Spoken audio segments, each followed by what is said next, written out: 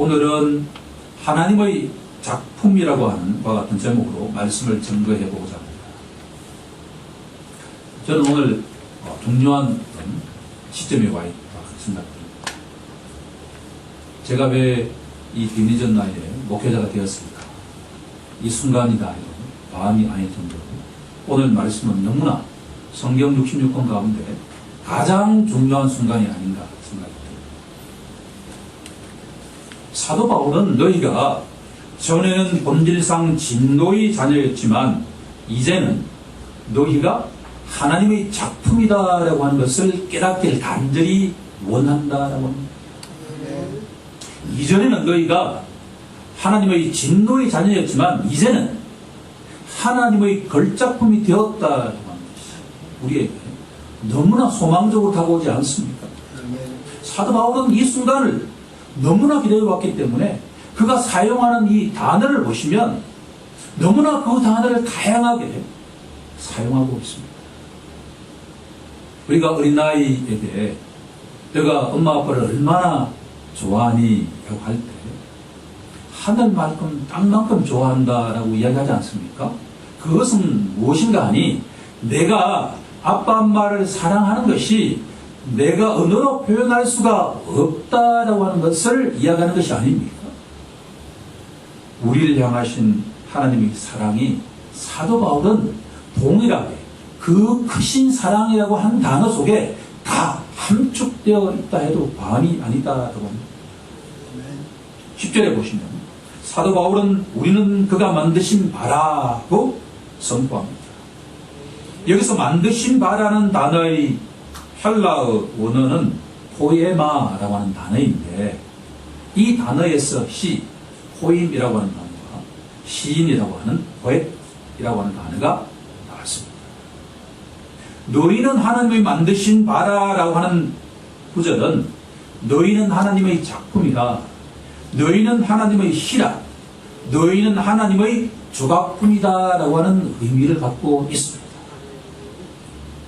너무나 가슴 벅차지 않습니까?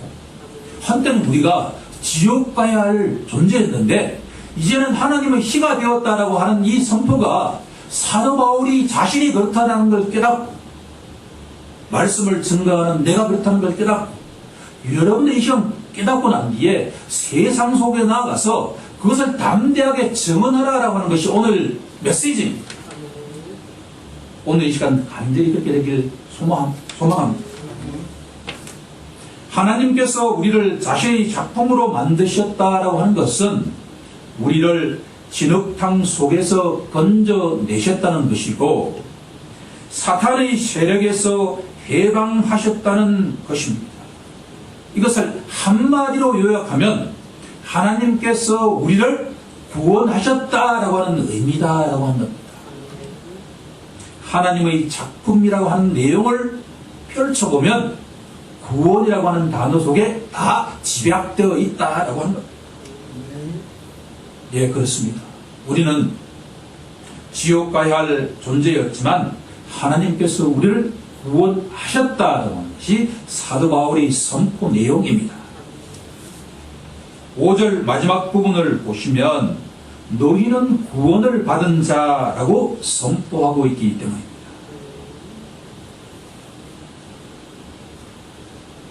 우리 모두 전에는 진노의 자녀였지만 이제는 하나님의 작품이 되었다는 정체성의 변화를 마음판 깊이 새기길 간절히 소망합니다. 본문은 하나님이 누구신가에 대한 균형 잡힌 시각을 요청하고 있습니다. 우리는 본문 2절 3절에서 진노의 하나님을 만나게 됩니다. 본문은 거룩하시고 공의로우신 하나님께서는 인간의 불순종과 죄를 절대로 자시하지 않는 추상 같은 분이시라는 것을 알 수가 있습니다. 솔로몬의 잠언서에 보면 하나님이 싫어하시는 7가지 리스트를 알려주십니다. 잠언서 6장 16절 이하를 보면 교만한 눈과 거짓된 해와 무지한 자의 피를 흘리는 손과 악한 계교를 깨하는 마음과 빨리 달리는 발과 거짓을 말하는 망령된 증인과 및 형제 사이를 이간하는 자니라. 이 말씀 앞에 나아가면 떠올지 않을 사람이 누가 있겠습니까? 전에 우리는 하나님이 이렇게 싫어하시는 일만을 일삼던 자였습니다. 하지만 하나님께서는 긍휼이 풍성하신 하나님께서는 인내하시며 우리가 돌아오기만을 기다리고 또 기다리셨던 분입니다. 이 와중에 하나님의 복음이 선포되었습니다. 하나님이 세상을 이처럼 사랑하사 독생자를 주셨으니 이는 그를 믿는 자마다 멸망치 않고 영생을 얻게 하려 하십니다. 본문 4절은 긍휼이 풍성하신 하나님이 우리를 사랑하신 그 큰 사랑을 인하여 너희는 은혜로 구원을 받았다고 선포하고 있습니다. 집 나간 작은 아들을 향한 아버지 하나님의 마음은 언제나 그 큰 사랑으로 가득 차 있다는 것을 우리들은 명심하고 또 명심해야 될 것입니다. 오늘 설교는 세 가지를 다루고 있습니다. 첫 번째는 하나님께서 그 큰 사랑으로 우리를 구원하셨다는 것이고, 둘째는 성경이 말하는 구원의 메커니즘이 무엇인가를 우리에게 답변해 주시는 것이고, 세 번째는 구원받은 성도는 어떻게 살아야 하는가에 대해서 말씀하고 계신다라고 하는 것입니다.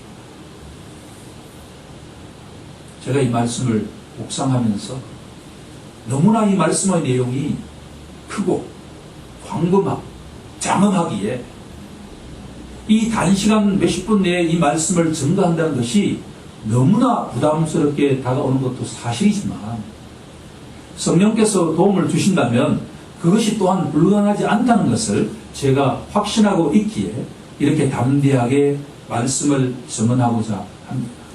지금부터 하나씩 살펴보고자 합니다. 첫 번째로 하나님의 작품이란 무엇을 말하는가에 대한 내용입니다. 본문은 하나님께서 진노의 자녀를 구원하신 내용을 세 가지로 우리에게 알려주고 계십니다. 본문 5절과 6절에 주목할 필요가 있습니다. 첫 번째로 하나님께서 우리를 그리스도와 함께 살리셨다고 합니다. 둘째로 하나님께서 우리를 그리스도와 함께 일으키셨다고 말씀합니다. 세 번째로 하나님께서 우리를 그리스도와 함께 하늘에 앉히셨다고 말씀하고 있습니다. 여기서 우리는 두 가지의 특성을 발견할 수가 있습니다. 첫 번째는 하나님께서 살리셨다, 일으키셨다, 하늘에 앉히셨다라고 하는 동사의 연속적인 내용입니다.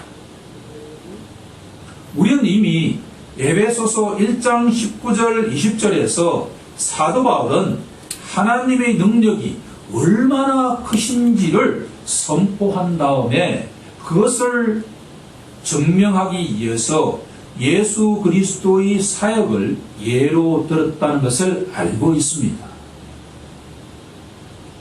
하나님께서는 우리 죄를 위해서 십자가에서 피 흘리며 돌아가신 예수 그리스도를 살리셨고 승천케 하셨고 하늘 보좌에 앉히셨다라고 하는 것을 1장에서 이미 선포하고 있습니다.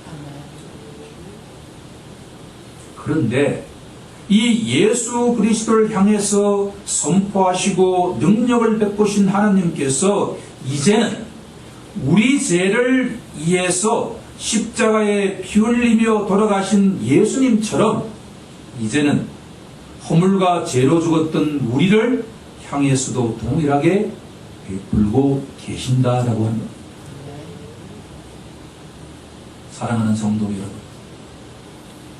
여러분들은 하나님께서 지옥 가야 할 우리를 그리스도와 함께 하나님 보호자 우편에 앉히셨다는 것을 믿음으로 받아들입니까? 이 말씀이 뭔고 하니 예수를 믿는 자는 하나님과 함께 지금 우리가 이 땅에 살아가지만 하나님 보호자 우편에 그리스도와 함께 앉아있다라고 하는 것을 믿고 있느냐라고 하는 겁니다. 저는 이 말씀을 10년 전부터 묵상하면서 바로 나에게 감동적으로 다가오지 않았습니다. 그런데 어느 순간 이 믿음이 내 마음속에 심기게 하는 순간에 내 마음이 벌렁거리지 않을 수가 없었습니다.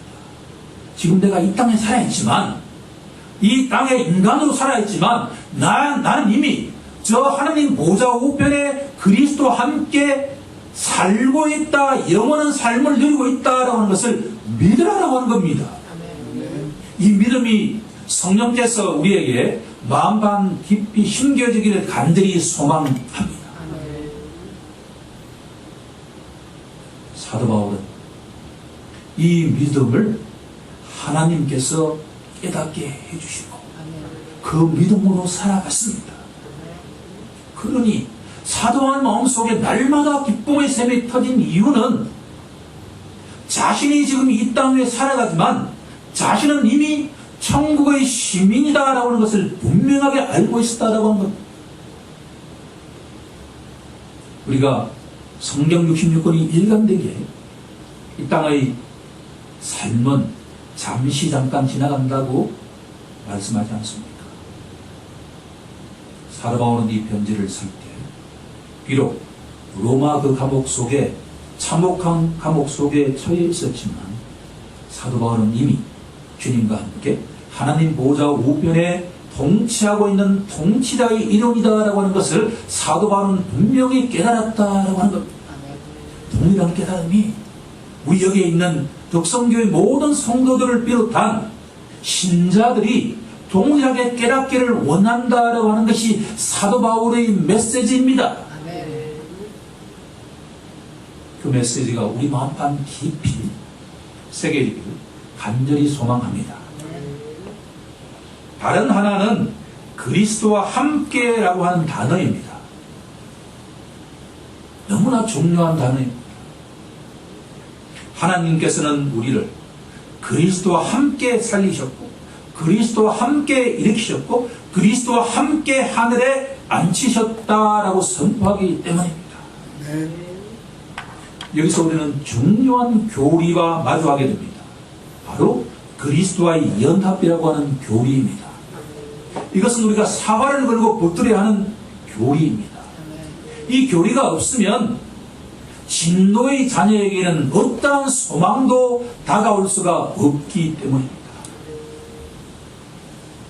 예수님 말씀 우리가 떠올려야 합니다. 너희가 나를 떠나서는 아무 열매를 맺을 수가 없느니라. 요한복음 15장 5절에 가면 예수님께서는 나는 포도나무요 너희는 가지라.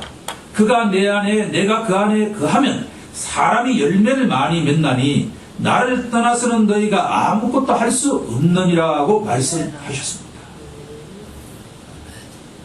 본질상 진노의 자녀였던 우리가 하나님의 작품이 될 수 있었던 비결은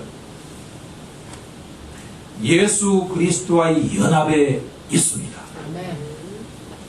하나님께서 우리를 살리신 근본적인 이유는 우리가 그리스도와 함께 연합한 자가 되었기 때문입니다.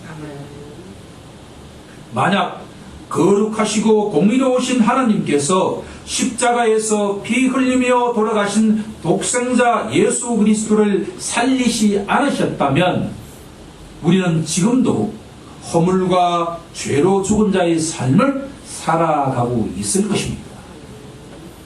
만약 하나님께서 예수 그리스도를 성천하게 하지 않으셨다면 우리는 절대로 천국 시민이 될 수 없다라고 한 것입니다. 만약 하나님께서 예수 그리스도를 하나님 보좌 우편에 앉히지 않으셨다면 우리도 하나님의 보좌 우편에 앉을 수가 없다라고 하는 것입니다. 예수 그리스도와 분리된 세상 사람들에게는 아무런 소망이 없습니다. 본질상 진노의 자녀가 구원을 받을 수 있는 유일한 길은 예수 그리스도와 연합한 자가 되는 것뿐입니다. 이런 점에서 보면 예수 믿는 자가 누구인가라고 질문한다면 그리스도와 연합한 자가 되었다라고 하는 것으로 정의할 수 있습니다. 그러면 이제 두 번째 토픽으로 넘어가 보아야 합니다. 성경은 구원의 원리를 어떻게 설명하고 있을까라고 합니다. 본문 8절에 정확하게 그것을 계시하고 있습니다. 우리 다 함께 본문 8절을 함께 합독해 보지 않겠습니까? 8절 함께 합독하겠습니다. 너희는 그 은혜에 대하여 믿음으로 말미암아 구원을 받았으니 이것은 너희에게서 난 것이 아니요 하나님의 선물이라. 아멘. 지금은 우리가 성경 66권 가운데 가장 중요한 말씀 앞에 우리가 서 있다 해도 과언이 아닙니다. 여기서 우리는 구원의 원리를 도출해 낼 수가 있습니다. 은혜, 믿음, 구원이라고 하는 이 메커니즘입니다. 원리입니다. 은혜, 믿음, 구원이라고 하는 이 원리를 만판 깊이 날마다 반추해야만 한다는 것입니다. 구원의 시작은 하나님의 은혜라고 한 겁니다. 5절에서 사도 바울은 너희는 은혜로 구원을 받았다라고 선포하고 있습니다. 너희는 은혜로 구원을 받았다라고 합니다. 만약에 하나님의 은혜가 안 되었다면 너희는 구원을 받을 수가 없다라고 하는 것을 선포하고 있습니다. 은혜라는 단어는 아무 자격 없는 자에게 하나님께서 베푸시는 호의, 곧 선물입니다. 은혜는 하나님의 선물인데 아무런 자격 없는 자에게 베푸시는 선물이다라고 하는 겁니다.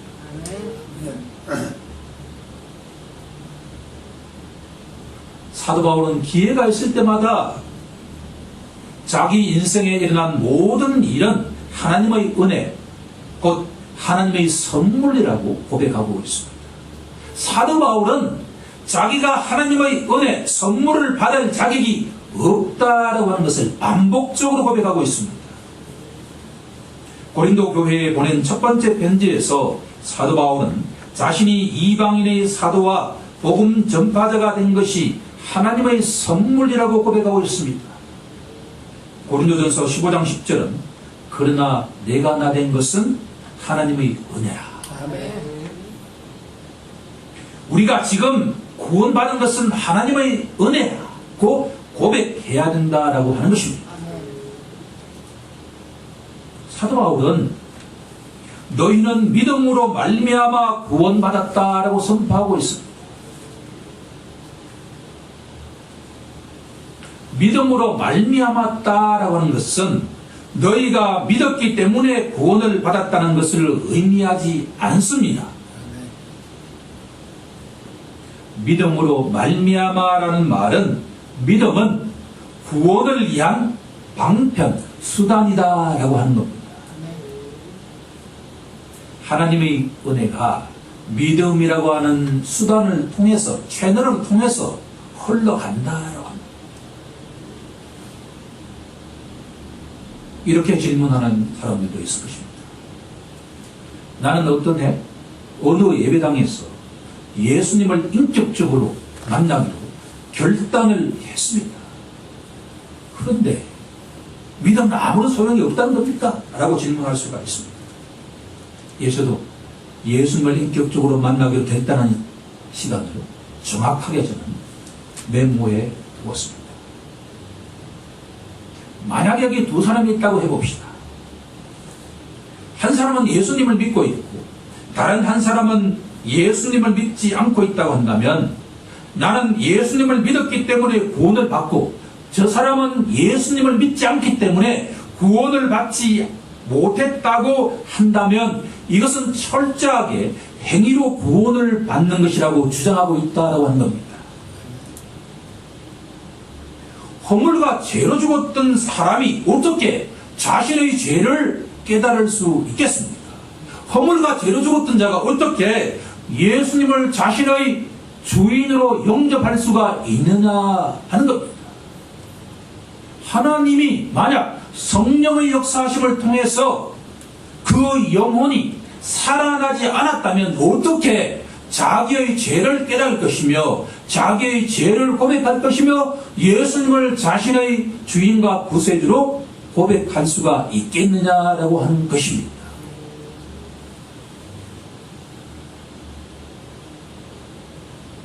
사도 바울이 주장의 포인트는, 믿음은 신자의 결단이긴 하지만 알고 보면 그 모든 결단과 믿음은 하나님의 선물이다라고 합니다. 하나님의 역사하심이 아니라고 한다면 그것은 불가능하다라고 하는 겁니다. 아멘. 만약 하나님께서 사도 바울의 영혼 안에서 선한 일을 시작하지 않으셨다면 사도 바울은 계속해서 예수 믿는 자를 핍박했을 것이고, 그렇게 하는 것이 하나님께는 영광을 올려드린다고 생각했을 것이다 라고 하는 것입니다. 너희는 그 은혜에 의하여 믿음으로 말미암아 구원을 받았다라고 하는 이 말씀이 우리에게 깨달아지기를 간절히 소망합니다. 우리가 예수님을 믿게 된 것은 나의 행위가 아니라, 나의 선행이 아니라 하나님의 전적인 은혜입니다. 하나님께서 믿음이라는 선물을 주시지 않았다면 우리는 예수님을 믿는 자가 절대로 될 수 없었다라고 하는 것을 인정하라라고 하는 겁니다. 아멘. 여기서 우리는 세 가지를 기억해야만 합니다. 너희가 전에는 세상 풍조를 따랐던 자였지만 이제는 하나님의 말씀대로 사는 자가 되었다라고 하는 겁니다. 너희가 전에는 사탄 마귀를 따르던 자였지만 이제는 예수 그리스도를 주인으로 섬긴 자가 되었다라고 합니다. 너희가 전에는 부패한 육체와 마음의 욕심을 따르던 자였지만 이제는 빛의 자녀가 되었다라고 하는 것입니다. 이것이 바로 은혜, 믿음, 구원이라는 메커니즘이 우리에게 던지는 메시지다라고 하는 겁니다. 이제 마지막 토픽이 나왔습니다. 하나님의 은혜로 믿음으로 말미암아 구원을 받은 그리스도인은 이 땅에서 어떤 삶을 살아가야 하는가라고 합니다. 에베소서 5장 8절은 그 답을 다음과 같이 제시합니다. 너희가 전에는 어둠이더니 이제는 주 안에서 빛이라. 빛의 자녀들처럼 행하라. 아멘. 너무나 은혜로운 말씀입니다. 너희가 전에는 어둠이더니 이제는 주 안에서 빛이라. 빛의 자녀들처럼 행하라. 이 말씀은 구원파의 주장이 철저하게 허구라는 것을 우리에게 알려줍니다. 한번 구원받은 자는 어떤 삶을 살아도 구원을 받는다라는 주장은 비성경적입니다. 구원받은 하나님의 작품은 빛의 자녀들처럼 살아야 한다는 것이 성경의 일관된 메시지입니다. 구원받은 자는 성별된 삶을 살아가야 한다라고 하는 겁니다. 그러면 어떻게 사는 것이? 빛의 자녀들처럼 살아가는 것일까요? 라고 질문한다면 본문은 세 가지를 우리에게 제공하고 있습니다. 첫 번째는 자랑하지 말라라고 하는 겁니다. 본문 9절에서 사도 바울은 행위에서 난 것이 아니니 이는 누구든지 자랑하지 못하게 합니다. 우리가 아무리 좋은 일을 많이 해도, 자선 사업을 아무리 많이 해도 하나님 앞에는 누더기와 같은 것이다 라는 것을 기억해야만 합니다. 고린도전서 1장 31절은 다음과 같이 선포합니다. 자랑하는 자는 주 안에서 자랑하라. 우리 모두 자랑하고 싶은 마음이 생길 때 예수님이 베푸신 십자가 사랑을 기억하는 우리 모두가 되길 간절히 소망합니다. 십자가 앞에 우리가 서게 되면 우리는 아무것도 자랑할 것이 없다라고 하는 것을 우리에게 가르쳐 주시기 때문입니다. 두 번째, 하나님의 은혜의 지극히 풍성함을 전하는 자가 되라라고 하는 겁니다. 본문 7절은 이는 그리스도 예수 안에서 우리에게 자비하심으로써 그 은혜의 지극히 풍성함을 오는 여러 세대에 나타내려 하십니다. 하나님의 빛의 자녀는 자신을 자랑하는 대신에 하나님께서 자신에게 베푸신 은혜의 풍성함을 아직도 예수를 믿지 않는 불신자들에게 동일하게 베푸시는 자비하심이 풍성하신 분이다라고 하는 것을 전파해야 된다라고 하는 것입니다. 우리 모두 그렇게 되길 간절히 소망합니다. 세 번째는 예수님처럼 착한 일을 하는 자가 되어야 된다라고 하는 겁니다. 예수 믿는다고 하면서 세상 사람이 보기에 저 사람은 착한 일을 하는 사람과는 무관하다라고 한다면 우리는 그 믿음을 분명하게 재검토해 보아야만 할 것입니다. 하나님의 작품은 그 속에 성령께서 함께 하시고 주님 부르시는 그날까지 견인해 가시는 분이기 때문에 선한 일을 하지 않을 수가 없습니다. 물론 개인에 따라서 정도의 차는 있겠지만 우리는 점차 선한 일을 하는 자가 되어 간다라고 하는 것을 기억해야만 합니다. 이 땅에서 선한 일을 하시며 사신 유일한 모델은 우리 주 예수 그리스도 한 분뿐입니다. 우리의 모델은 이 세상의 어떤 사람도 우리의 궁극적인 멘토가 되어서는 안 된 줄로 믿습니다. 그 사람들은 다 넘어졌습니다. 다윗도 넘어졌고 모세도 넘어졌고 모든 사람은 다 넘어졌습니다.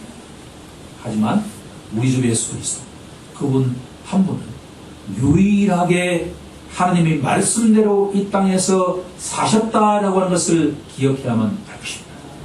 우리가 날마다 주님을 바라보고 선한 자가 되어야 하는 이유도 여기에 있습니다.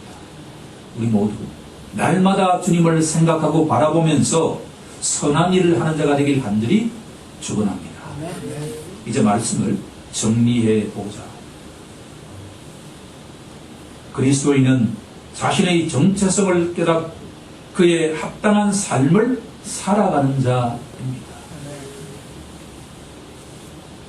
그리스도인은 그 누구라도 전에는 본질상 진노의 자녀였지만 이제는 하나님의 작품이고 구원받은 자이고 빛의 자녀가 되었다라고 하는 것입니다. 너무나 기쁘지 않습니까? 하나님께서는 우리를 그리스도와 함께 살리셨고 그리스도와 함께 일으키셨고 그리스도와 함께 하늘에 앉히셨습니다. 그리스도인은 지금 이 땅에 살지만 그리스도와 함께 하나님 보좌 우편에 앉아있는 천상의 존재, 천국의 시민이라고 하는 것을 믿음의 눈으로 바라보길 간절히 축원합니다. 우리가 날마다 깨어 기도해야 할 것은 하나님, 이 잠자는 영혼을 깨워주시고 우리의 마음의 눈을 밝히셔서 우리가 지금 그리스도와 함께 저 천상에 앉아있는 내 영혼의 모습을 바라보게 해 주옵소서라고 기도해야만 할 것입니다. 그러면 우리가 이 땅에 어떠한 고난이 찾아온다 하더라도 우리는 주님과 함께 능히 이겨낼 수가 있습니다. 이 땅은 금방 지나갑니다. 하지만 우리가 영원한 삶이 보장되어 있다고 하는 것만큼 우리에게 소망으로 다가오는 게 어디에 있겠습니까? 너희는 그 은혜에 의하여 믿음으로 말미암아 구원을 받았느니라. 이 말씀이 날마다 우리 마음에 울려 퍼지길 간절히 소망합니다. 우리의 정체성은 하나님의 은혜에 의하여 믿음으로 말미암아 구원받은 하나님의 작품입니다. 하나님의 시입니다. 하나님의 조각품입니다.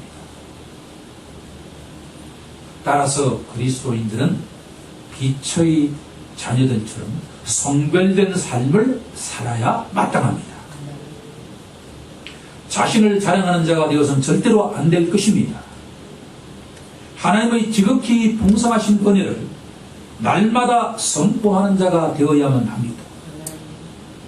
우리는 주님처럼 선한 일을 하는 자가 되어야 할 것입니다. 성령 하나님께서 우리에게 그렇게 인도해 주시는 분임을 날마다 믿고 나아가길 간절히 소망합니다. 우리 모두 하나님의 작품이라는 자신의 정체성을 깨닫고 빛의 자녀처럼 날마다 예수님을 닮아가길 우리 주 예수 그리스도의 이름으로 간절히 축원하옵나이다. 아멘.